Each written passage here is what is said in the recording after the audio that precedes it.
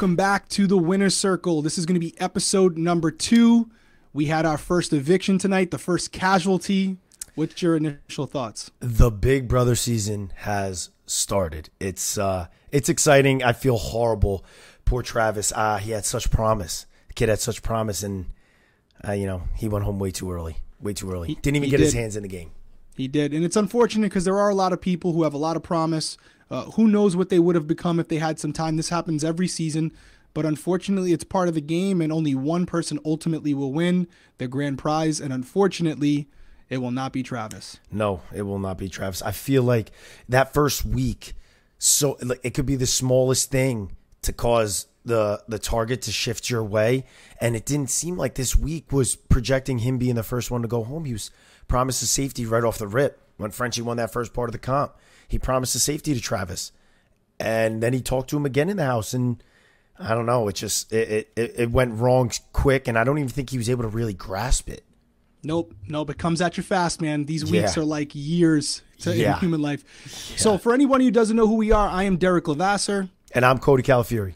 We were the Hitmen back in 2016. I won that season. Cody won season 22. And every week we're going to be coming to you guys both in audio and in video with a recap of the week, and also something that we're gonna tease right now. It's gonna be our list for the week, but we're gonna give the name and everything later. You definitely want to check that out. We think it's pretty good. We're proud of it. We spent a lot of time on it, so stay tuned. That's gonna be coming up about halfway through the show.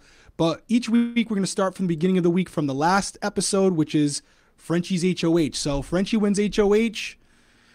Then we have the wild card competition, right? Yeah, the wild card competition, which is it's something that it's not going to be going on every single week. I think it's going to be the first 4 weeks. And it throws a wrench in the HOH's plans. I think it's going to happen every single week. And the craziest thing that I saw about this competition was that not only does the person win the safety for themselves, but they can spin and win safety for their entire team. 1 to 3 players can be named safe for the week on that team. I was seeing something on the feeds where they're thinking that the power might be a different power every week. So you could have something next week where instead of like keeping people safe, it might be someone you could put, 2 people you can put on the block, third one nominee. person. Yeah, save somebody. I would love that'd be crazy, that. Right? Because it wouldn't just add that safety where it's like, oh, I'm going to win and be safe. It's like, oh, I'm going to have some power, and it makes people have to play a little bit more. And they don't know what's coming. Yeah. I mean, I got to be honest with you. I like it. I like the team aspect. I like seeing how it played out. And I like this competition. Now, I'll tell you right now, as someone that played in a season with these safety comps, if it is safety every week, I didn't like it as a player, especially as an HOH. It was not fun. It's not fun. No twist is fun. When you're HOH, you just want it to be easygoing. Put 2 people up. Have one of the people you put up go home. No one wins the veto. Nothing like that. And this is the game. And honestly, Frenchie really got the Big Brother experience all in 1 week because he had a lot of things go south. As he said in the episode, his initial target, the initial meathead, that's his words, it was a Christian. And unfortunately for Frenchie, and this is always the way it happens. It's so crazy. People, that's why, the crazy thing is, this is why people think that the show gets rigged. Because all of a sudden it's like, well, I wanted to target this person. Great, they won the competition. It always happens. Wild. And just spoiler, guys, it's not rigged. This is just how the Big Brother game happens. It's how stuff unfolds. And I feel like it's why we love the show. It's 100%. Why it's so cool. And you're never out of it until you're really out of it. And that Christian, if he didn't win, he might have gone on the block, and he might have gone home. And the interesting thing about it, and you just kind of said it a few minutes ago, is Christian wins the wild card competition, so he's safe. He spins that wheel we were talking about. He could have kept up to, I think, to 3 people safe if he had spun number 3. But he only got 1, and he chose to keep Xavier safe for the week. Yeah. Our early pick at the beginning, last episode. We love Xavier. We're going to get a little bit more into it in the later segment of the podcast. But I think it was cool. I think him saving Xavier does a lot for him. It does. One, you're saving a team member, which is great and all, but other members of your team can be nominated, and that's a way to really solidify or create relationships with people in the house.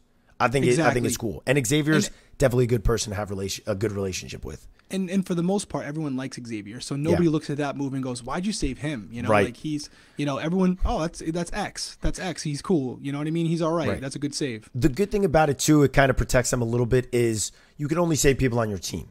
So, true. Like, there's always going to be an answer. Well, I'm just saving one of my teammates. I'm just saving one of my teammates. I didn't know about your plans. And you also just get to, whether you're saving somebody that possibly could have went home that week, or you're just trying to build that relationship to further yourself in the game. It's cool. I like it. I thought it was good to save Xavier because I think Xavier's has good relationships with people. And if he's on your side, that could be a good thing. Small move in the beginning might pay off in the end. And Christian gave a good reason behind saving Xavier, which was there's a conversation in the show earlier where he's sitting down with his teammates, and his teammates are, I believe, Whitney and who was the other one? I'm going through my list here. So on Christian's team, you have Xavier, Sarah, and Alyssa. And from what Christian was saying, and they showed the conversation, Sarah and Alyssa were promised safety by Frenchie. Yep. So the way Christian looked at it is, hey, the only people who didn't get promised safety were me and Xavier, so I'm going to save him, and then my whole team's safe. So smart that he remembered that conversation. So just a little bit on that. So for those of you guys that obviously what we're going based off with that was Frenchie had a relationship, had a conversation with pretty much all the women in the house and said, I'm not putting a woman up this week, and a woman is not going home on my HOH. So that's where that comes from. And then Alyssa relayed that information to Christian. So he made the smart move to be like, okay, well, I'm safe. I'm going to save the other guy in this. That's right. Yeah. Smart move. Good big brother. And, we'll get into Christian later as far as how we think he's doing as a player. But that was pretty much that. So Christian's safe. Xavier's safe. Also safe is the rest of Frenchie's team, which we established last week was the Jokers, which is Azza, Brittany, and Derek F. So the list of people that Frenchie can choose from is dwindling by the day. And so at the regardless of how many people you get to choose from, you got to make some choices. And Frenchie did. He gives his HOH speech. I want you to weigh in on that. But he ends up nominating Kyland and Alyssa. What do you think about the nominations, and what did you think about this big fish, I had a dream speech? It was bizarre, to say the least. I mean, those are the speeches that you see a little bit later in the game. It's like there's a big fish in the house in the first week. Granted, now I don't want to. I want to kind of get into his breakdown of why he immediately walked in the house and wanted to target the meatheads. Understandable. People come into granted. The phrasing is a little bizarre, but like calling them meatheads, it's like he wants to go after athletic people that could be good in comps. I've said this so many times. I think the version of what people call comp beast is so misguided in the game of Big Brother. Now, there are people that are like really athletic and good at comps, but then there's people that don't maybe have the look of a big muscle-bound person, but are extremely smart, great under pressure, and will do much better than the people that literally are just like LeBron. It's true. And so, but needless to say, Frenchie came in, he wanted to target the meatheads. Yes. And so that was his goal. And again, he couldn't choose Christian. So his rationale behind Kyland was a little weird. He basically said he could trust him and he wanted to put him up there because he could compete in the veto. And I don't obviously think he completely trusted him or he wouldn't have put him up there. No, exactly. And then Alyssa, the reasoning for Alyssa was he thought that he saw a showmance developing between Alyssa and Christian. So his rationale was, if I can't get Christian, I'll get his right hand. Which I don't disagree with that. That's good Big Brother rationale. That's good. That's a good play, except for when you promise that person safety and you told them and other people in front of her, I'm not nominating a woman this week. So every other woman who heard this spiel is now looking eyebrow up. What just happened? Why did she get nominated? And it essentially, the speech said, you're my target. Not, Kylan, you're the pawn.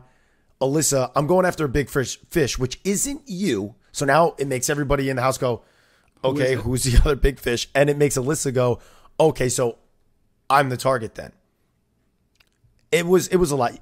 In so many ways, that first nomination can be so simple or it can be so complicated. And he made it very complicated. Well, as you said, the rationale behind the nomination for Alyssa was good. However, the execution was not. And the reason why the execution wasn't is very shortly after we see in the show that Christian and Alyssa go to Frenchie and basically convince him that there is no showmance between them. And Frenchie himself says, I might have screwed up here. So the Yeah. whole reasoning for putting her up, now you like her. She's like a sister to you. Yeah. And now you're second guessing the idea that they may be in a showmance, which from what I've seen, they're really not. So they're he definitely young, misread that one. Flirty, yes. They're young and they're flirty, and he probably is just, he's a little bit older. He's a family guy. He's married with kids, and so he probably is a little more recluded from that type of like young, kind of touchy-feely stuff. And so he immediately points to it as a showmance, which it's not. And, I think even taking everything else into consideration, how easily Frenchie goes to something and how quickly he goes to it, and then how easily he's kind of swayed back away from it. Like, it just took them walking up to him saying, we're not a showmance, we're friends. And he was like, I made a mistake. Same way with Brent. He was like, I'm going after meatheads. You're one of my targets. And then he had a conversation with Brent, and this is a real guy. He's a nice guy. He's a good guy. And then he backtracks and goes, well, I'm not going after Brent. It's just, you don't want to be doing that a lot, especially in the first week. Dude, there's a lot of people. I will say this, though.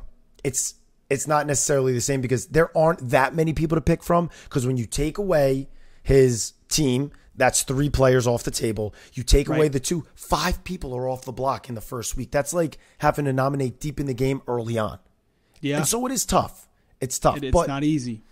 I don't know. I think he did a lot. And bouncing around, you don't want other people to start noticing it. And I think that's what's happening. Yeah, and we're teasing the hell out of it here. We're going to get into these individual players more in depth in the later part of this episode. We're just giving you the overview, so we're all caught up. We're all on the same page. Yep. But so he's convinced that this isn't a showmance now, and now he needs a backdoor option, and he sets his sights on Derek X. Derek X is kind of getting along with everybody. He knows Derek X kind of has some other alliances going on. There's a brief conversation that shows in the show where Frenchie calls him out, and then 2 minutes later, Derek X is basically owning up to the fact that he maybe did have an alliance. So going into this veto competition, Frenchie's backdoor plan is to take Alyssa or Kyland off and put Derek X on the block. That's the plan. How does that veto competition go down, though? Like it always does in the Big Brother house, which is why this show is the greatest. Derek X walks into the competition. Not only they did a perfect job. Well, big shout out to the production. They edit this so incredibly. He talks about Derek X. He talks about Travis being mentioned by Derek X as the person that he could be in alliance with, and he goes, worst case scenario, these 2 names get picked, and who gets picked by one of the nominees? Travis gets picked, and then Derek X just gets drawn, and it's like, thank you. That's just TV gold. TV gold. But you gotta put up. You gotta put up in Derek X because Derek X won. Kudos to him. He knew he was the backdoor target. Pressure. I think you just mentioned it. Brent gave him a heads up. Brent went to him and said, listen, you're on my team. It's not looking good for you. You need to win this veto. And that is something that you mentioned earlier that I think is so underrated. Yeah, you can be physically fit or intelligent. Totally. A lot of people that are physically fit and intelligent go into these competitions and they do horrible because it's that clutch gene. It's the ability knowing that there's going to be millions of people watching this. Yeah. And this could be you going home. This could be a $750,000 competition. Yep. And to your point, he clutched up. Derek X has that gene. He's got that clutch gene. And you and I can talk about that because you and I know these comps, the nerves are crazy, and they can overwhelm you and take it over. It could take over you doing. You could be great, and it's different because, again, look, Derek and I both played high-level athletics growing up into our older age. It's not the same. No. It's not the same. It's a pressure cooker like something I've never dealt with. We didn't have 4 million people watching. Yeah, and it's there wasn't like $500,000 was on the line for us, $750,000 on the line. Life-changing amount of money. These nerves in these competitions are very difficult. And the good thing is he didn't crack under the pressure, and now like confidence comes, and that could be dangerous moving forward because he feels knows he can get now. off. He knows he can get himself off the block. So he wins. Yeah, sorry for your Frenchie. Another guy, another target. He's now safe. Derek X wins the veto competition. He is safe for the week. Yeah. And now Frenchie's scrambling. He doesn't really know what to do. He had made a promise to Travis earlier in the week, right on night 1, that if he had won the HOH, he wasn't going to put up anybody that was in his group. So Travis thinks he's safe. But unfortunately, in the Big Brother house, nothing is guaranteed. Yep. Derek X decides to use the veto on himself, forcing Frenchie to nominate another house guest, and Frenchie chooses Travis. So going into tonight, on the block was Alyssa and Travis up for eviction. Yeah, and it was tough because, granted, Travis was someone that I felt could if he got in his groove and actually got to sink his teeth into the game, could have been good. Could have been good. He's social. He's very intelligent. Could have been someone that did well in this game. But you see it all the time. In week 1, the best player in the show could possibly go home, and you just never get to find out. It's crazy because... Well, we know he's smart. It's so hectic. Yeah, we know he's smart, but that first week is crazy. And you saw it. You see it all the time. Because the first week, they come in like guns blazing. Like everybody wants to be the best Big Brother player of all time in that first week. And so you have this chaos. And it's crazy. And there's so much stuff going on, so many deals being made, so many alliances being started. And I mean, we can touch on that quick. We're not going to go too in depth in it, but over the last couple episodes, we've seen the development of a couple alliances, one being the Cookout. We'll talk about the ones that have only been mentioned in the live show. Yeah, because again, there's a lot of other... Listen, we're not in there's a lot of shows that do in-depth reviews on all the little side alliances. We don't know them all, but we've heard the Cookout. We've heard the Slaughterhouse. Yep. There's like a subsidiary group of the Slaughterhouse you were telling me, the Butchers. Yeah, the Butchers. That wasn't even mentioned on the Wasn't on the mentioned, but that's why we'll only talk about the stuff that was on the show. Yep. So that and then you guys the Girls can, Alliance. Yeah. The Girls I'm sorry, Alliance. Cut you off. No, you're good. You're good. The Girls Alliance, and then you want to mention the last one. Yeah, so you have the Girls Alliance, and then you had Frenchie in this episode tonight, which I think it's important to put out there is, he makes this Slaughterhouse Alliance, and then he tries to go to the other side of the house, which is mostly girls, predominantly girls, and it's Azah, Tiffany, Claire. They're sitting there, and he's like, listen, we should get together. It should be all you girls and me. And the girl's like, yeah, that sounds awesome. And then they rip him, they absolutely rip him in the diary room. This is my favorite stuff that goes on in the Big Brother house. One of my favorites. When they do this and they show the combo, and then not everybody's on board and they get in the DR and just lay into it. I think now, granted, because these girls, so think about the names that Derek just mentioned. Claire, Tiffany, Hannah, Azah. These girls, every single one of them, know the game of Big Brother, are aware of the game of Big Brother, and they see, and they've all been hearing little whispers that are going on in the house. These girls are like, Frenchie, we know you ain't the first group that we've come to. Right. We're gonna have some fun with this one. Right. Because you don't say no. In the Big Brother house, we know the rule. If someone comes to an alliance, you say yes. Yeah. You don't say no. You just say yes, and then you laugh about it afterwards. We did it all the time. We had stuff like that coming to us, and we were like, "Yeah, sure, yeah." The rationale that got messed up the next week. The what were those Tres Amigos with Zach? LTA, yeah. We were like, "Yeah, sure, of course, Zach. We're gonna be in the alliance until we have to send you home." So you don't say no. And the girls, I think they had a little bit of fun with it, and you like seeing some of that fun kind of get played out in the live show. Yeah, no, it was good, and listen, these alliances, some of them are going to come and go. Some of them are bigger alliances. The Slaughterhouse is a pretty big alliance, and there's some people in there that don't really get along, so I don't know how that's going to work out. And this whole Frenchie and the girls, which was known as the French Kisses, I don't think that's going to work out very long either. So we're going into the eviction night. Travis and Alyssa are on the block, and unfortunately, Travis is evicted 11-2. The rogue votes, I believe, were Derek F. and I want to say Tiffany. Tiffany, yeah. I believe Tiffany. So kind they of were talking about this. Yeah. What do you... I couldn't wait to get your take on this. I'm not a huge fan of these like rogue votes just getting thrown. I don't see a purpose with them. What do you think about that? Well, TV-wise, love it. I hate the unanimous vote. But when we played, I hated the unanimous vote because it created paranoia. Yeah. Because if they don't, we had a big alliance and I wanted us to stick together as long as we could, which I knew wouldn't be forever. But I knew if there was a rogue vote that we didn't anticipate, we would start questioning each other. So the unanimous vote when you're in there is really relieving because you know that everyone truly is on the same page. Right. But if someone votes out of order, then you're like, which one of these guys shouldn't I trust or girls shouldn't I trust? And it creates more paranoia than there already is in the house. So I don't love it when I'm in there, but for TV purposes, I like it. It'll be interesting to see why Derek F or Tiffany threw it. I'm sure some of the live feeders that are watching us right now or listening to us, they might know this might have been planned. Yeah. So it was Frenchie had talked to Tiffany about it. So I had seen this on the feeds when I was doing like my scanning of stuff that was going on. He talked to Tiffany about it. They wanted to pin it on Derek X. Okay.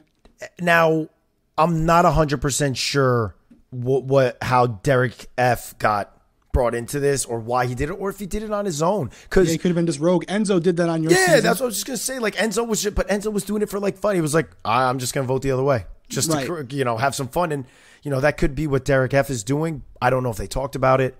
I don't know. The rogue votes obviously can cause the paranoia, but unless you like have it's a calculated reason and like how they were going to pin it on Derek X. I just don't see the game, what purpose it serves. But if they can do that, it would work because I know everyone knows Derek X and Travis were close because he could have thrown him a rogue vote. And so they probably will. You always run yourself a risk when you do that, though, because now you got to stick with that lie all season. Right. And you got to remember that nobody knows. Or if Who you more talk than to one about person, this is something I always say even before Big Brother. If more than one person knows, it's not a secret. Yeah. And so if one other person knows you threw that rogue vote, eventually that person who's your confidant, who's your friend this week or your alliance member, later in the game could use that against you to get you out. Right. So Frenchie, Tiffany have this conversation. Frenchie say this next week isn't going Frenchie's way. And he's like, well, I talked to Tiffany about throwing the rogue vote and she's been lying. And then somebody comes to her and is like, you lied to me this whole time. That could ruin a relationship she has that she was really nourishing. So I agree, man. I don't. Those were the kind of plays. I'm way too reserved to make plays like that when I played the game 2 times. The only other time, if you do remember, I was a rogue vote once. And that's because everything was happening so fast on the double eviction. I was like, where are we? Wait, who we vote for? Nicole. Yeah. Hayden went home 6-1. And everybody's like, who did it? And I was like, me. Now, this played right into the whole, storyline of like, this kid's clueless and he's an idiot. But hey, whatever. What are you going to do, I was like, yeah, nice one, Code. Good thing we had everyone else on board. You literally turned to me and you go, bro, what are you talking about? We had this conversation. We all talked about it in the group too. And I was like, I don't even know. Maybe I was checked out right. I don't know, bro. Hayden was dangerous. Hayden was dangerous. He was a great player. He didn't get a chance to really show his skill set either because he was someone who could definitely do something. Well, he trusted the wrong people. Yeah, he did. Shout out Hayden. I love Hayden. All right, so Travis goes home. They have the HOH competition. They had some technical difficulties tonight, but they got it done. And it's kind of a chance. It's just a game of chance. There's really no skill in this. You're hitting a ball into the shark's mouth, and it doesn't not something that takes a lot of skill. Clearly, I won this competition on my season. Clearly, it doesn't take a lot of skill. And our boy Kylan takes down the HOH. It's like, and again, I know. I mean, I guess this could be the theme of the episode. I just love Kylan on the block, nominated, gets taken off the block, and wins the next week HOH. Like this. That's why I feel like people think it's scripted. It's just not. And this was as lucky as it gets. It's just a putt and hope for the best because you and I both know in these comps, you can practice all you want. The ramp that they're hitting it on for those guys out there, it's not even like level. Yeah. It's got all these so you're not even really learning. It's almost like a golf course for anyone who's putted. Like the grass will look level, but when you get up close or you hit the golf ball, you'll see that it kind of goes back and forth and you got to read the greens. Yeah. And so the same thing is with this board. If you're one of the first people to go, you got to watch the other people behind you because if you don't get that chance, you might not know the way that the ramp is leaning or whatever. Sometimes they give them practice rounds like the day before. We had that on this competition. Yeah, we had it, but what they do in it's like they give us a practice round, and then when you get in the competition, it's like the practice round times 1,000 with a bunch of obstacles. So you're like, thank you for the practice. That essentially does nothing. So it's a chance. Yeah. And Kylan won it. It's a chance. And I'm pretty happy about it. I got to tell you. I am too. I don't know what it was. I keep mentioning this. I feel like Kylan, I don't know why or where this comes from, and you're going to laugh at me. It is what it is. I feel like so connected to this guy in a way where I've never met him in my life. He's just so incredibly likable. Like when he went on the block and they zoomed in on his face, I was like, it bothered me. Then all of a sudden he comes down, he starts to break down. I'm like, I'm like turning away from Christy. I'm like, what's happening right now? Am I like getting to? He's just such a likable guy. I couldn't be happier that he now, after what he went through in that week, because it was definitely it's tough going on the block first week. It's nice to be saved, and it's exhilarating to save yourself, and that's what he did with this HOH. And so I'm really happy. HOH the following week. Yeah, I'm really happy. I love it. I think it's awesome. Well, it was his birthday this week, so happy birthday, happy Kylan. birthday. That's a pretty damn good present. So, yes, sir. Happy birthday to Kylan. You're now in charge. Now it's time for you to do something with it. But that kind of catches us up to where we are now in the show and in the episodes. The feeds are probably back on as we're recording this. We record this on Thursday nights right after the show. So now we're going to transition to something we're going to be doing every single week, which is going to allow us to get into some more detail about each individual house guest. And it's going to give you an idea, an insight into our minds as far as where we would rank these players. And how we're going to do it is something we're calling the hit list. This is how the hit list works. When Cody and I were playing, you didn't want to be at the top of our hit list, because if you were, that means we felt you were a threat. That means we felt you were playing a pretty good game. So with the hit list that you guys are going to hear or see every single week, the person at the top of the list is who we believe is playing at the highest level at that particular point. So on this list, it pays to be number one, but at the same time, it makes you a bigger threat to people in the house if they're reading you the way we are. Correct. And it's a good thing to be on it out here. It's not a good thing to be on it in there, because you were incredible at it. This is something that in the first go around, I was just young. You were great at determining like trajectory, who needed to go, why they needed to go. And it's something that carried through with me to the All-Star season. I was using that same exact logic. And so I think the hit list, it's a list you want to be on, but not noticed on. Yeah, absolutely. And again, listen, if you're at the bottom of the hit list, that's not good either, because that means in our eyes, you're not having a very good time in the Big Brother house at this point. And as far as if the season played out tomorrow, you're not going to win. So we're going to adjust each week based on what we're seeing on the feeds, what we're seeing on the show, what we're seeing on social media. And the list will, without a doubt, change. This is our first crack at it. This is really based off just 1 week of gameplay, which doesn't give you a ton. But I do think there's some dynamics developing in there. So we have I think we feel pretty good about at least our top 5, right? Yeah, our top 5. I like our top 5. And then everything else. And it's going to change. Like you just said, it's going to change. It could change tonight as this HOH starts to get played out. Something could happen and some information could be brought to light, and it could change. But this is where we feel each of these players are at the moment. So absolutely. Hit us off with it. Hit us with number one. Number one on the hit list. Now, again, this person, in our opinion, is in the best position in the house at this point. So number one is a good thing. So who is it? Number one on the hit list, we have Claire. Derek, let him know. Yeah, Claire's, in my opinion, playing the best game right now. I was telling Cody when we were going over our list, we do this list together. Claire is in the best position because we all know Claire is a super fan. We all know she's very familiar with the game of Big Brother. We know she's super intelligent. She's an artificial intelligence engineer, so she ain't no dummy.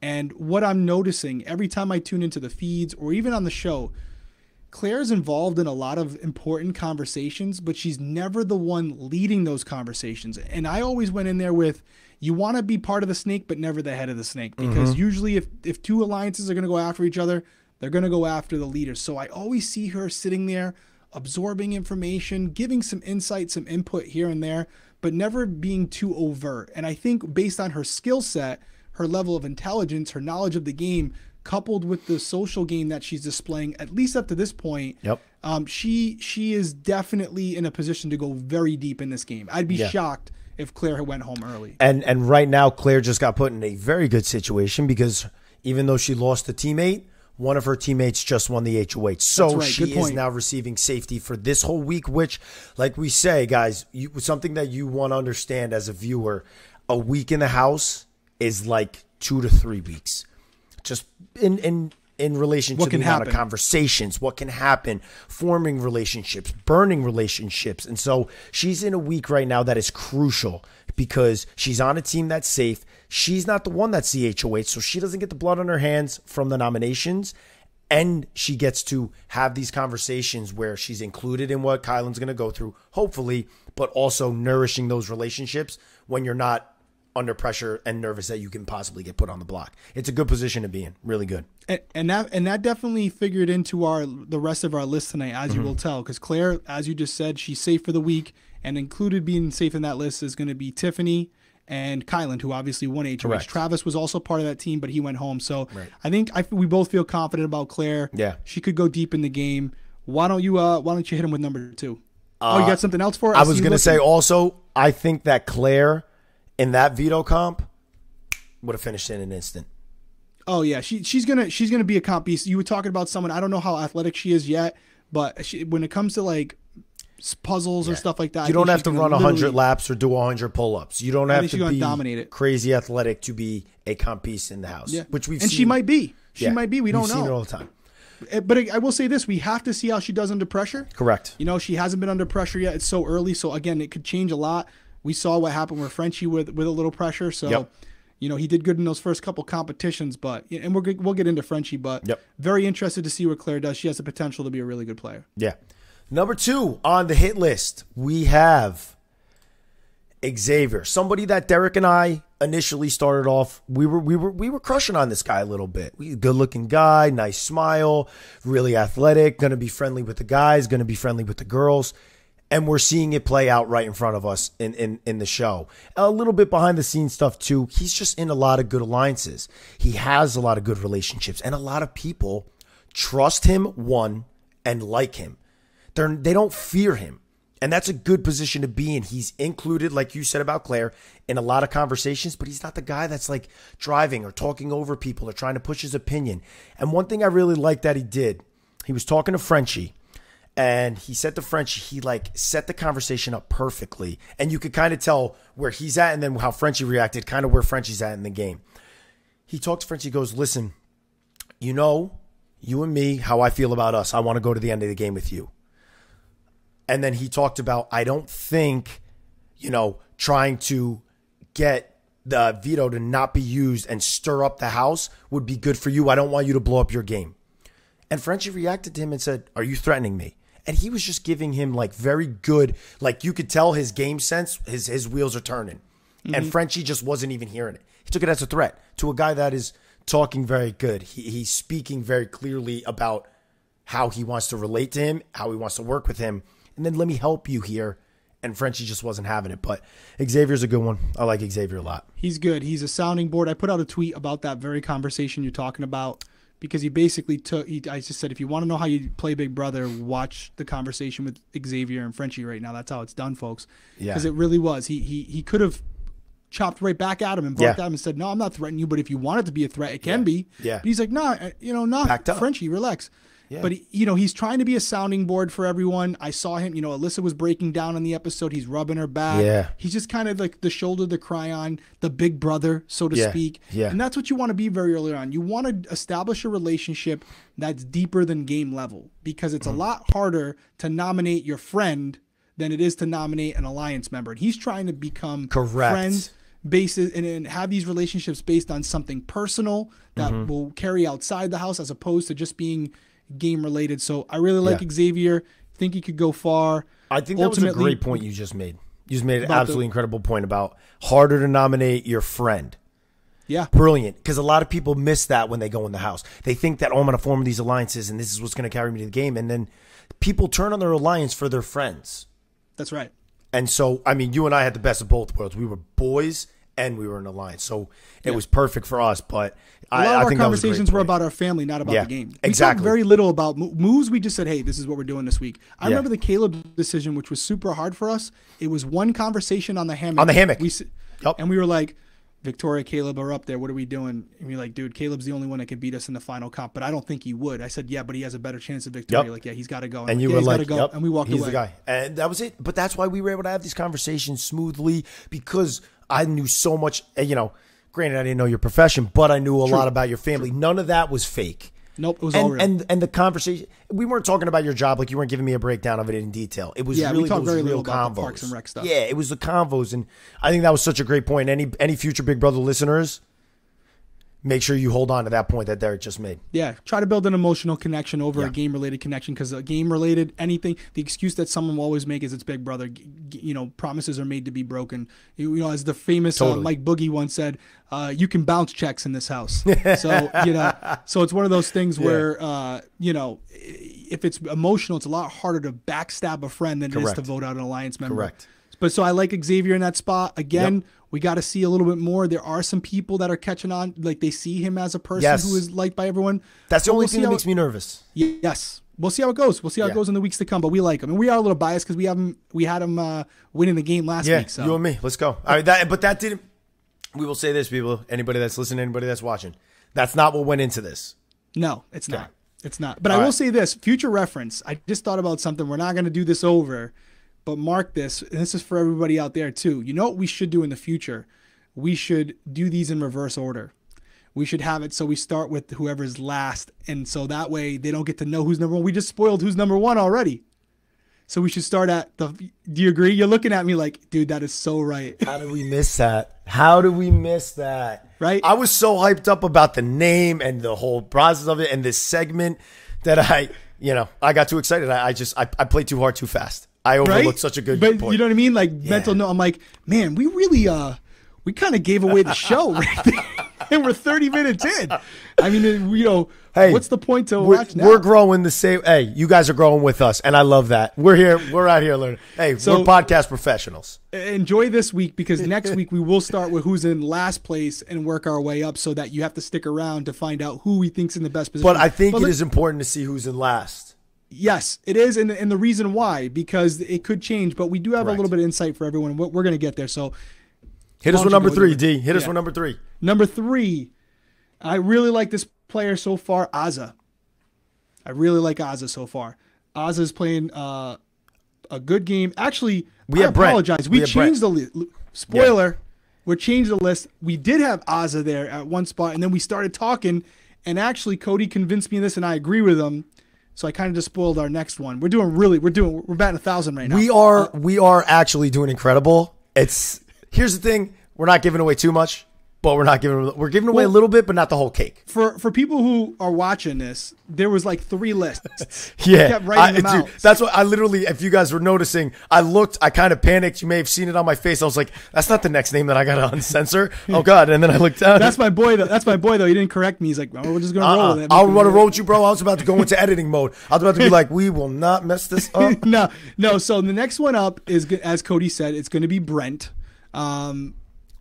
You had a good point about Brent as far as the point for you, the pivotal moment where you're like, this kid can play. What was it? It was when Frenchie came to them, had a conversation. He walked up to Brent and said, your boy, I'm hearing a lot of things about your boy Derek X. Just stay away from him. Brent had such a great response immediately. He was like, well, I can't really stay that far away from him. He's on my team. And then he knew, okay, I don't want to lose a team member, but I also don't want to be really pushy with Frenchie. This is a new relationship. He's the HOH. There's still a replacement that can happen. And he deflected the target from Derek X and said, there's a bigger fish to fry. There's a bigger guy that could be a beast that could be really tough to the both of us. Didn't say, I think you should do this. Said, I think he could be tough to the both of us later in the game. What about Travis? And it kind of hit on Frenchie a little bit, where he's like, oh, I promised him safety, and Brent deflected that too. And I thought, this kid has the game sense. He knew how to deflect. He didn't just go to him and say, I don't think you should nominate Derek X. He came up there with another target, had reasoning behind that target, and presented it in a way where it made Frenchie kind of be like, you're right. We should target Derek X. I'm going to put him up as a replacement, and I'm going to get the numbers. And he did a Derek. He kind of gave him something, and then Frenchie ran with it like, yes, this is my target. Mm-hmm. And I thought it was great. It was a really good sense of the game. It was a good play by him. He also made it personal. He was bringing up his dad, and his dad had committed suicide, and that emotional connection. They hugged about it. But yeah, Brent's a low-key dude. He seems like he's going to be good at competitions. Definitely smart, personable. Doesn't seem to have any enemies in there. He could be a bigger target down the road, but I'm interested to see what Brent does. He is. His name's popping up in convos, but not in convos of the person that won the HOH. So, but then again, everybody's name starts popping up early on. That's right. Because not everybody's your friend in there. Dude, Everyone's I was feeling getting each other out. Yeah, my name was getting thrown around a ton in the first 3 weeks. Absolutely. Or first 4 weeks, and then those people had to go. And it's okay to be that once they go, then you're good. And it's okay to be thrown around because, everyone's name gets thrown around. My name, if you remember, was getting thrown around in the beginning. It's executing strategies that put you in a position where that person that's throwing your name around goes home. And Correct. So we'll see if Brent gets wind of this, how he does. So Brent, the pressure's on you because we didn't have a ton to say about you last week, but we're giving you pretty high praises here now. So let's see if you can hold on to that number 3 spot or even move up. And with that, our number 4 spot, who, spoiler alert here, I just kind of gave it away. Yep. Azah. I think Azah's playing a great game. She's someone, again, like Claire, she's in the conversation. She's speaking. She's in the cookout. She's in this all girls alliance. She's got connections with multiple players in the house that are involved with the slaughterhouse. I don't know if she's a super fan yet. Somebody could, probably on the live feeds crucify me for this and say, yeah, no, she is a super fan. You just haven't been watching, Derek. And you would be right if she is a super fan because I haven't seen it yet. It seems like she's someone who knows the game, probably watched it in the hotel room like we're all required to do. But I don't know how in-depth her knowledge of the game is. So it'll be interesting to see her evolve and become a better player as she continues to pick up the game. But I think she has the intelligence and the social skills to go very deep. Yeah. And the good thing about her is what you said earlier also. She's in conversations, but she's not heading the conversations. And usually those people are the ones that put themselves at the forefront of becoming a target quickly. And so I think she's in a good spot. She's friends with a lot of people. She's got a lot of people that really like her, and nobody's talking about her. And that's a great spot to be in early on. Especially early on. She's not going to get nominated, so it's good. And I think, am I going on a limb here and saying we kind of have tiers with these? And, I would say these top 4, we completely agreed on. These top 4, like our top tier, like we feel very confident in them. The next, I want to say 4, maybe up to number 8. These 4 individuals are playing very well, but just have like 1 or 2 things on them that like make us question how far are they going to go. But very good still, but I would call these next 4 tier 2. Yeah. As far as like, where we see him in the game right now. And number 5 starts with Derek F. Yep. And Derek F is somebody that's in the house right now, is very likable, really social, having a good time with a lot of people, in a ton of conversations, has good relationships, has his alliances. So he's doing all the right things. He has the makings of, putting himself in a position to really go far. But the problem with Derek F, and the reason why he's up on the hit list, why we would go after him, is because he is very social.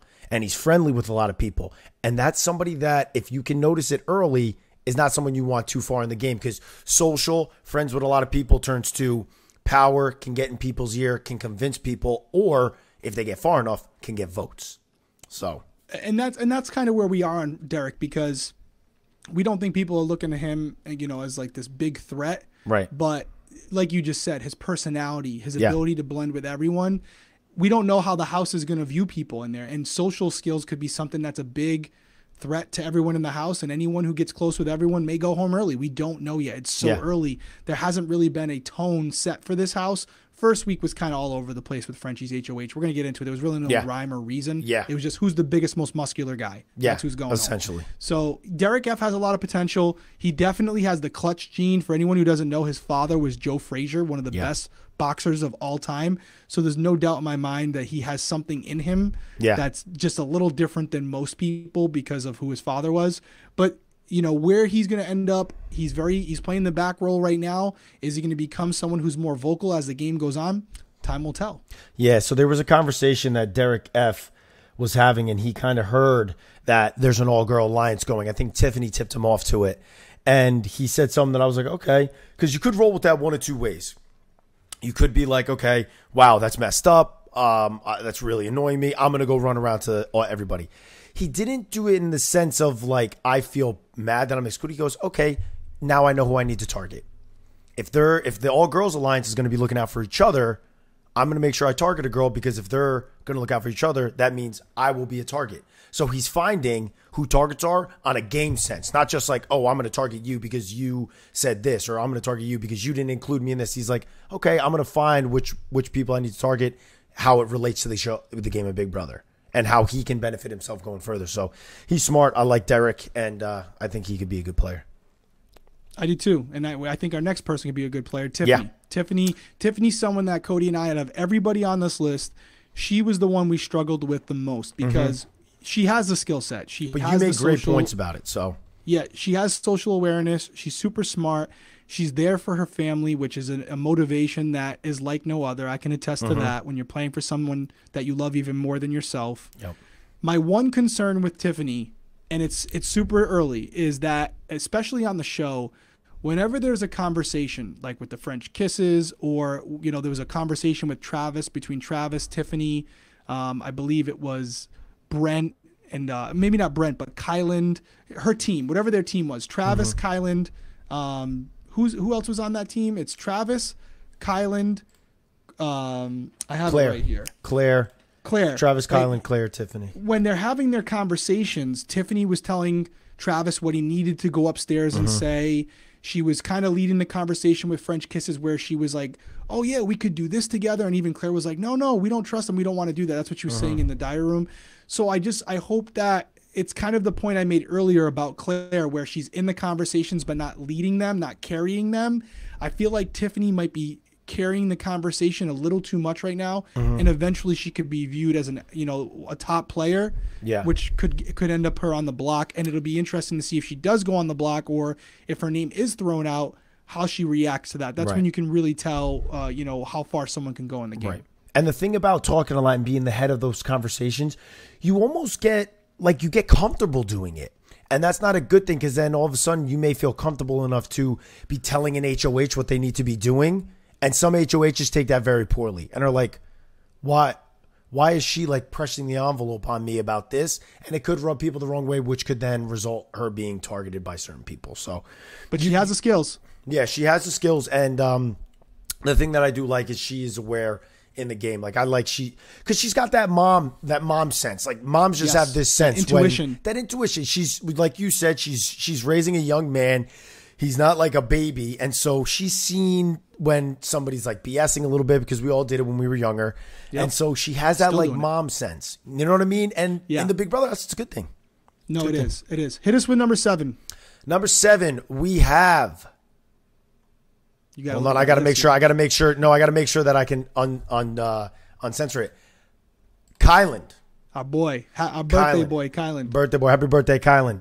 We have Kyland coming in at number 7. Again, somebody that is really loved. When he went on the block this week, it was like a resounding Kyland's going nowhere. He ain't going home. It's Kyland's going nowhere.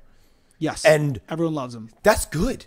Like, you would think, like, oh, he's on the block, that's a bad thing. But I always say this about, and it was something that really was instilled in me when we were playing 16, it was numbers.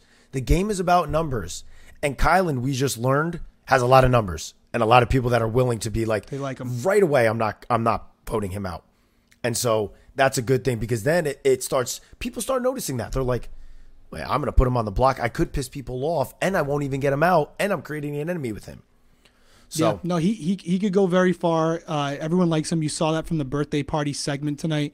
The reason why he's at number 7 and not in the top 3 or 4 is, for me, there was a conversation with Frenchie where they were having a disagreement, and it was something where, again, Frenchie's a loose cannon, but he said something like, something, and Kylan was like, yeah, you also promised me I wasn't going to be on the block, and here I am. Right. Like, it was just a little bit of dissension. You got to hold that stuff back. You got to hold it back. You just can't be unfiltered in that moment. And it got so heated that, like, it was Kylan before the veto was used.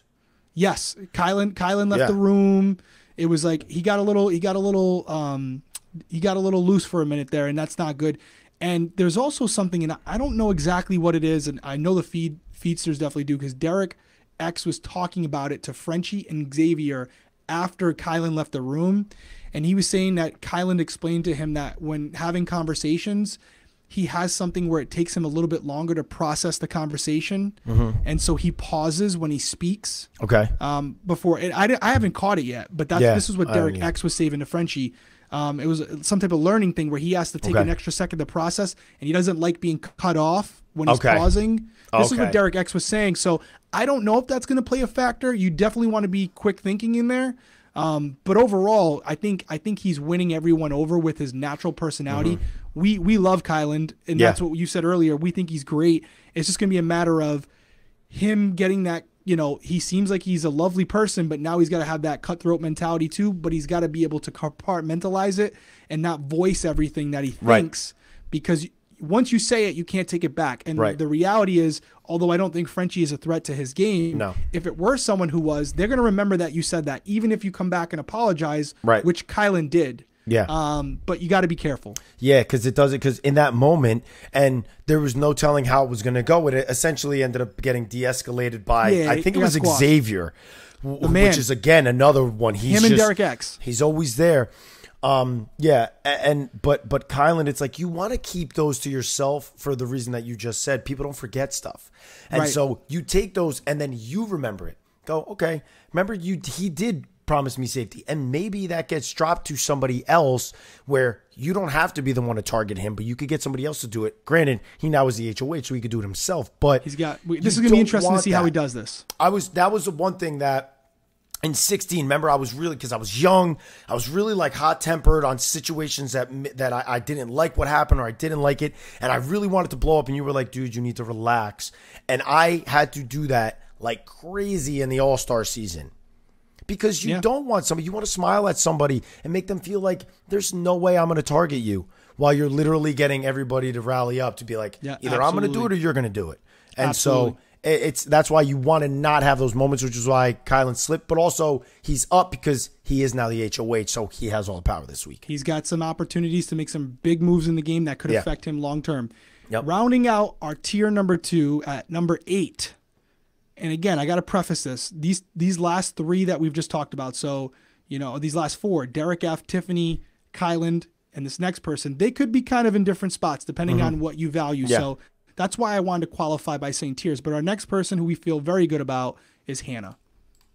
Yeah, Hannah's a really good player. She is another person that is having those good conversation. She's not everything is game with her.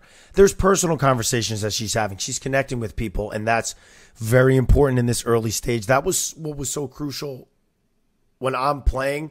That's what I put an emphasis on. I want to be more personal. I want to I want to break down the walls, not because you fear me or you think you need to work with me, but because you actually genuinely like me. And she's having a lot of those conversations, but she also is definitely a shark in the house. She's a shark in this game. She knows the game. And she's got a good intuition. Yeah, she's got a good intuition, and it's still the first week. So she may move up this list because there may be stuff that we see moving forward that kind of bumps her up. But she could absolutely. She could have easily been number 5 tonight, and I would have had no issue with it. Yeah, easily, because it's so vague right now. We could have put her at number 5, and I would feel completely fine with that. She's got a lot of skills. She's got good intuition. She called out Frenchie's bull tonight. She said it in the diary room. So we're just going to see how she evolves, how she develops. Again, she's someone where she might be someone who watched a few seasons. I don't know if she's a super fan, but she has potential, and we're looking forward to seeing what she's doing. So that's essentially our half of the list. That's number 8. So we have 7 more to go, and this side of the list we're going to go a little faster. They're not going to get as much shine. If they want to get more shine, they got to be in the top 8. Because that's really what we're talking about. But we'll go over them quick. Again, I would say this next person, and I don't know how you feel about it. We didn't discuss this prior. So we have tier 1, which is 1 through 4, and this is kind of just how it's working out. Tier 2 is 5 through 8. I would put this next player in their own tier at tier 3 because they're, again, someone who's a little we don't know mix. Yet. So throw it at him. Who's our number 9 spot? This is somebody that was getting a lot of FaceTime this week because he was at the forefront of stuff. This is Derek X. Yes. So he was in a lot of conversations, almost in a negative way, but he was still playing the game. He was trying to play the game, but his name was coming up way too much in week 1. Whether it was, and I didn't like how we immediately threw Travis under the bus, which at the time seemed like it was supposed to be an ally of his. He just immediately caved under pressure when Frenchie pressed him, and gave up a name. And you never do that. I would have never, in a moment of being pressed by somebody, because Devin got a little brisk. I remember the conversation that we were having in the HOH room.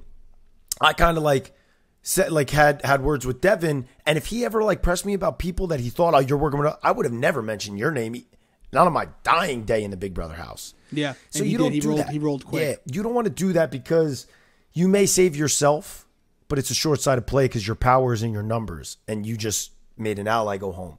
And to prove stuff to somebody that you're probably on the bottom of his totem pole. So why do you need to prove definitely anything? on the bottom list. Yeah. So- No, he's a couple missteps, but he also showed he could win competitions under pressure, which is an attribute that is huge in this game because regardless of how bad you are at the game, if you're getting thrown on the block and you can win the vetoes, then you're going to stick around for a while because it's hard to get someone out if they keep winning vetoes or they keep winning HOHs. So he's got potential. He's got potential. I don't think he's a super fan. I think he's someone that is going to be a slow starter, but slowly as the game progresses, gets really good. Perfect example of that is Paul Abrahamian.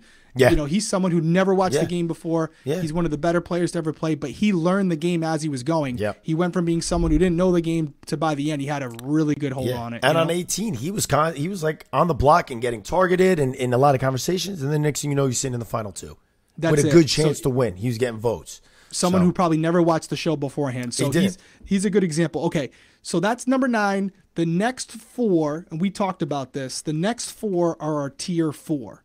So this is going to be 10 through 13. And the reason we put them in tier 4 is because in our opinion at this point, these are kind of your floaters. They're not doing anything amazing, but they're also not doing anything to hurt their game. And when we say the word floater, it's not a negative negative association. Mm-hmm.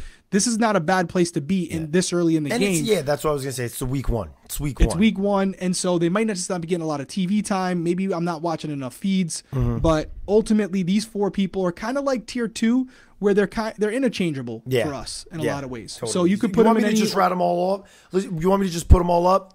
Yeah, you know what? We'll go through them quick. I'll do quick rounds. I'll fire them at you. We'll give a quick point and we'll go. So first up is Brittany. Brittany, I like, she's just kind of there. There's not really much to say.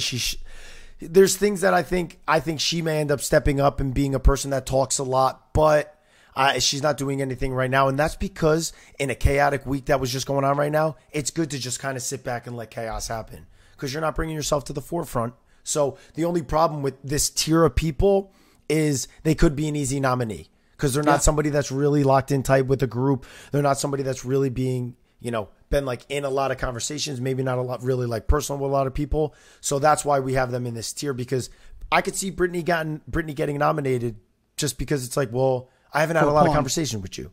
Or you're just a pawn and I'm trying to feel out the week to see who I even want to target. Yeah, absolutely. So next up we got Sarah. Yep, Sarah. Another one. Sarah's tough because, Sarah has showed signs of like potential, like a lot of potential. She had, she's got some good, she's very smart. Her job, what's her job again? I know she said she's a voice actress, but she's not. The thing I'm thinking is Dexter. Is whatever Dexter. Oh, forensic. She's in forensics. Yes. Forensic scientist. So she's very smart. She seems like she knows the game. She could be someone by next week who we're like, oh, she's a number 4 or 5. Yeah. I just don't know enough about her yet. I don't feel like I got a good gauge on her. She does seem like she's talking to a lot of people, but then she's also someone who's kind of reserved. She's not making any moves. And she doesn't seem like she's involved in every conversation. Is she in the slaughterhouse? No, she's not. No, she is not in the slaughterhouse. Yeah, so that's another thing that could hurt because, again, when that bigger alliance, if they stick together, they're going to need people to put up. And that's where people like Brittany, Sarah, and our next person who you're about to mention could get put up, even though I believe this next person is in the slaughterhouse.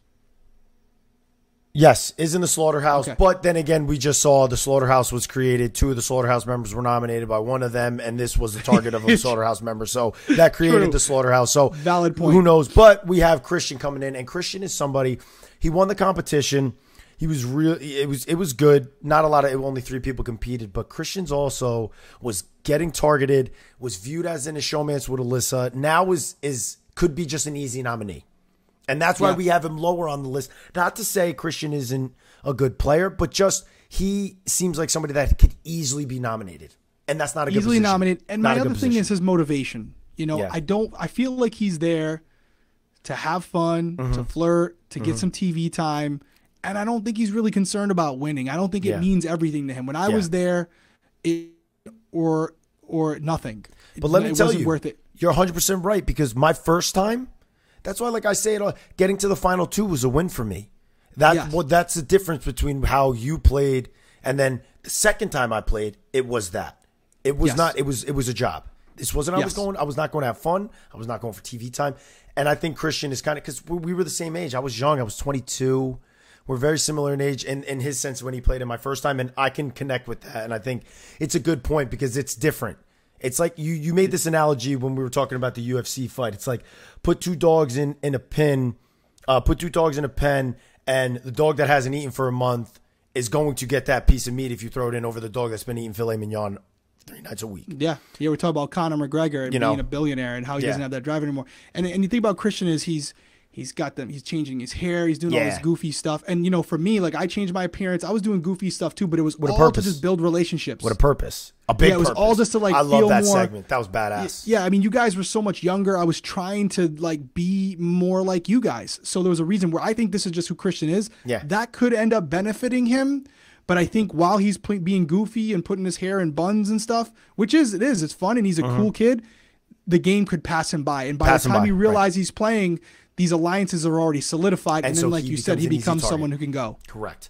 Next, we have Whitney. I think so. Whitney, I will say she's in the Slaughterhouse Alliance, which again, I think the Slaughterhouse Alliance is on the verge. That one is going to get blown up similar to what, for those of you that have been watching. I mean, it's like a lot of alliances happen. I don't want to just bring up the Bomb Squad, but a lot of people have been mentioning that, how it's like kind of similar. But she's in that one. She's also in another alliance. She's not. So yeah, that's the only one. So that's not great. Because again, she's more of a number though than the main part of the alliance. Yeah. Because they wanted kind of have like the majority of the house. Because when we talk about Big Brother, numbers are very important. But she's somebody that I think is in a similar situation as Christian, but I will give her the edge because she's playing in there. She's a mother, so she's playing for her kids. So it may turn out for her quicker. Yeah, and we have her below Christian, but it's like you just said. You could interchange all 4 of these guys in these tiers. Same thing. And I would have no problem with it. We just we went with our gut and we went with who we think. Because Christian does have an ability to win comps. He's already shown that. Yep. Where I think he's probably a better competitor. At this point, we only have a couple competitions to go off of. But Whitney did win that first HOH. So I'll give her that as well. That's a good point. That's a good point. She won the HOH, and that was a mental comp. Yeah, but this is these tiers, again, guys, and I don't want anybody listen, any family members or friends of the people that are on the show, this is strictly game. This is nothing personal, and they could change it very well in a week because a lot of people start to earn their stripes 3-4 weeks in, and then they start getting a lot of that. They start getting a lot of that play because they've gotten their feet wet and they're in the house and they're really playing. So and I think that's a great point to bring up before we get to our final 2 because it is our final 2. We do know that they're going to be family and friends. We know Kylan's family was already watching this. They reposted it, and we appreciated that, by the way. We are going to be very conscientious and very cognizant about how we critique these players because we've been there, and it's really easy to hop on the whatever popular and like talk bad about these people and talk about who they are as individuals when they haven't played and they know how hard it is. And then there's even alumni who do it, and that's a tough thing to do. We are not, call us pansies, call us whatever you want. Yeah, we're not gonna do that. So we want this to be clean. Yeah, if those comments come up, they will be taken down because we don't want. I don't want to see people bashing anybody that's in this house because nobody understands the stress and the level that you are dealing with in this house. And to have that, I don't want anybody's family that sees this that may come along to see any negativity. So leave it off, or we're going to get rid of it anyway. We're going to take care of it. And anything we're saying right now, we would say to them. It's constructive criticism. We would say to them, so anything, because that's the other thing too. A lot of people, what they say online, they wouldn't say it to these people's faces. So anything we feel confident with saying. So we want this to be a place where you guys can come and enjoy, but also if friends and family want to check out something where we're being unbiased, we're being, objective. This is just our opinions, of course. But if they want to come here, they're not going to hear their loved one or friend get, just really beaten down. However, if we end up having someone in the house who just does something where they essentially punch a baby or say something that's really off-putting, we're going to call them out on that too, but only if it warrants it. We're not going to make someone feel bad because they may not be good at a reality TV show, at a game. So, which this game is difficult. Yeah, its game is difficult. It is difficult. So, we understand that. We've both played. We understand that. We're very fortunate, but we also know there's some really good people that we've had the opportunity to meet who didn't do well in the game, and it's no reflection on who they are as people in the real world. It's a completely different thing. So why don't you hit us with number 14? Number 14, we have Alyssa. And the reason why we hit Alyssa here is because we feel like Alyssa can become that person that just gets put up. Is not going to be targeted, but it's like, oh, you've been on the block a couple times, which this is a really tough, it's demoralizing, and it's a very difficult spot to be in. But just from what we're seeing right now, that could be what she turns into. It could be what she turns into. And that's how people are starting to view her. Alyssa's definitely not a super fan. You already had Travis go up to Frenchie and make the pitch that, like, what's Alyssa going to do for you if she stays? Yeah, mention that. That's a really good point. He mentioned that. And so they're all kind of viewing her as a weaker player. And that is a big deal because early in the game, nobody wants to draw first blood. So when you're HOH, you really don't want to put someone on the block who's never been on the block because you know if they win HOH, correct, more than likely they're going to nominate the person who nominated them. Correct. Right? So when you have someone like an Alyssa where you can say, hey, I'm going to nominate her because Cody already nominated her last week. So she could still come after me, but if she's been on the block 2 or 3 weeks in a row by different HOHs, she's going to have to pick her poison. She can't put us all on the block. Right. So it just creates a little bit more of dilution, where now that her opinion of you is diluted because other people have wronged her as well. So she could be in a situation where we see her as the kind of the automatic pawn going forward if people don't feel she's got the skill set to win an HOH and retaliate. And also, I want to mention that some of these alliances, like we have the French Kisses, we have the Cookout, the Slaughterhouse she was in, but was nominated by the person that created it. So there's a lot of alliances also, like sub-alliances that weren't shown on the show that her name isn't really included in, that we think are at the top of our list, which is also why we have her here, because if she's not in those alliances, she could be the one that they end up just putting up as a pawn while they go after their real targets. Right. So is she even in, I don't know. Like, I know there's talk about an all-girls alliance. Has she been included in those conversations even? That's what I don't know. I would have to take a really deeper dive, and you guys can let us know if you see that. But she's not at the top of the list. Yeah, I just feel like she's not in a position where she's going to be heavily protected or... unless she could win a competition, could win an HOH, and that could do it. Or she could win a veto, and it still maybe will, it'll allow them to do the backdoor plan, and then they'll be able to be like, hey, see, this is perfect. This is what I wanted. And then she'll just end up on the block again. Absolutely. But we'll see. And so up with the last spot. Yeah. I think everyone knows who this is going to. Our boy Frenchie, HOH, just coming off an HOH. And this guy's is a perfect example of why I told Cody not to win the first HOH when he went back on All-Stars, and he decided to tell me to go pound sand and did anyways, which I'm glad he did. Yeah. But this is what can happen when you're in charge of nominating people that you just met. Yep. And when you go into it with a preconceived notion, one, without meeting people, and you go ahead and promise a ton of people the world. Yep. And it's a lot of things that you see. We have seen this season in and season out of Big Brother. That first HOH, it's like confidence on steroids. And you want it. You just came out of sequester. You want to be the greatest player, like some of the. And Frenchie's a super fan. Like some of his favorites that he's seen. He's mentioned Derek. He's mentioned Dan. Like he wants to be these guys. But the thing is Derek's and Dan's, they weren't that in week one. They planted themselves in positions, and you were never like overly forcing alliances. You were just included in them, and then were trusted enough to get people's ears. And what Frenchie's doing a lot in week one that I didn't like was creating the alliances, and like I'm the forefront of it. So it's not a good. You don't want to be. That's what I said going into All Stars. I was like, I want to be in every alliance, but I ain't making one. So when I was talking to Memphis about one, he was like, yo, these are the people. I was like, okay, good. You talk to so-and-so, have them talk to me, and then they'll talk to them. I was like, I don't want to talk to a single person about an alliance because I want to just always be able to say, oh, well, it came to me. Was I supposed to say no? And like, what do I got to tell you? Like, it's just another thing. Like, I'll target him next week, So you never want to be that person that's really overly seeking all these alliances and like forming them. Because you're the person that's the head of the snake. What you said, you don't want to be the head of the snake. And right now it looks like that's what Frenchie is to a lot of people. And he's just not good on his word. I'll leave you guys with this on Frenchie. In the game of Big Brother, word is your credit, and credit can buy trust. But if you overuse that word, you expend your credit, and the trust goes away. And that's what's happening. He made these promises to people. He's using up that credit. And ultimately, people are not trusting him when he tells them something. And his word, when he asks about an alliance or a final two, it doesn't hold as much weight anymore because he's already been proven to be erratic and not trustworthy.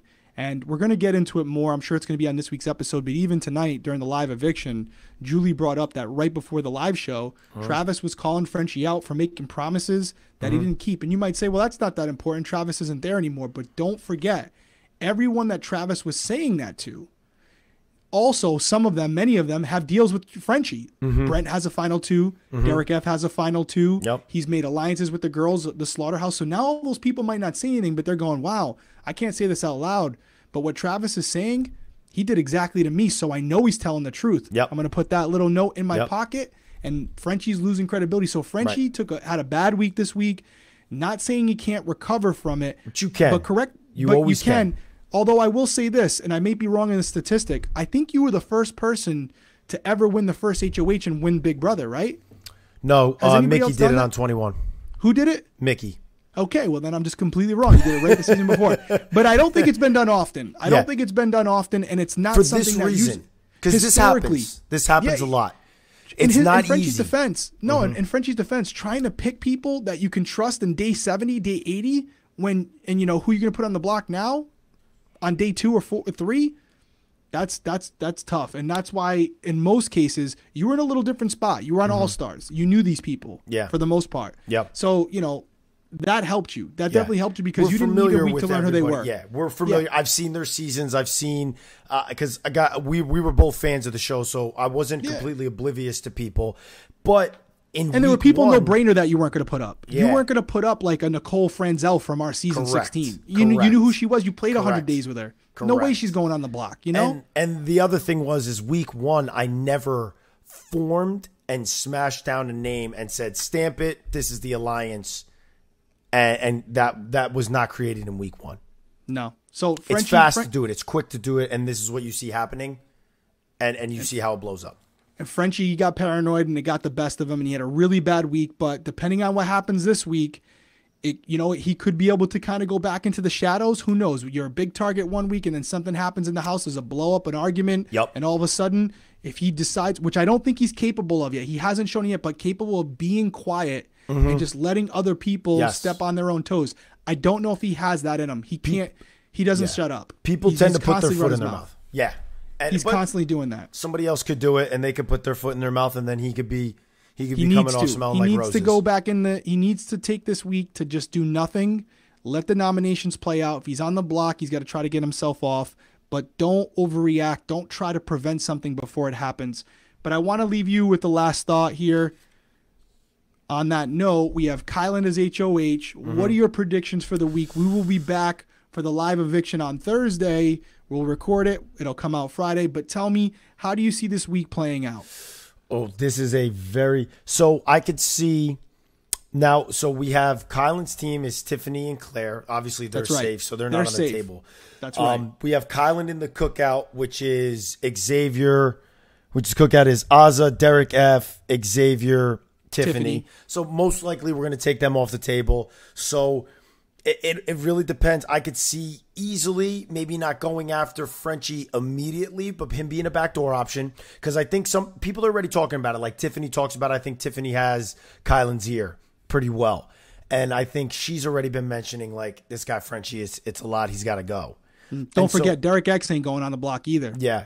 He just used Derek the veto on him. Derek X just saved him. Correct. Great point. And so now you start looking at who's left. You got Xavier, Frenchie, Alyssa, Whitney, and then you have a lot of the people that we called for this week. No disrespect to kind of the floaters of the group.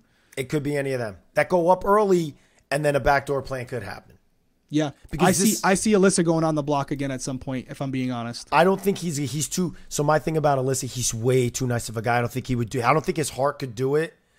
2 weeks in a row. After she was nominated, I think he is that that's guy. True. I don't know that he would do that to her. And he's not a huge. I mean, I know he's a Big Brother fan.